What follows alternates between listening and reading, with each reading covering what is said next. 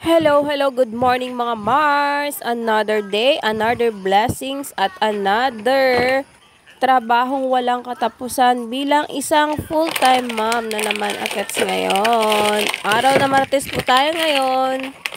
Simulan na natin ang ating gawain. Mag-prepare na tayo ng ulam at pang-almusal ng aking estudyante.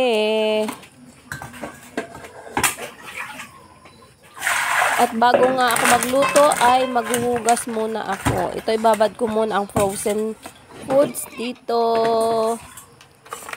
Hugasan ko muna yung pinagkainan ng mga bata kagabi kasi hindi na ako naghuhugas dahil ang dami kong pagod. So, ngayong umaga ko siya huhugas. 5:30 na ng umaga mga. So, ito, lulutuin ko na yung magiging ulam ni Kuya ngayong umaga. Frozen muna. Frozen products muna tayo ngayon. Siyempre, lulutuin ko lang siya sa tubig.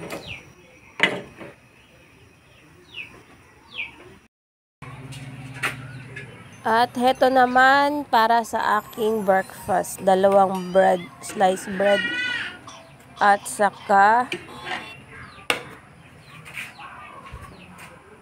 sausage lang yung sa akin at 1 parasong hotdog.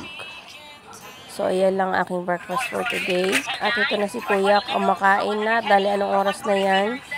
Itong batang to, laging sumasabay naman talaga yan.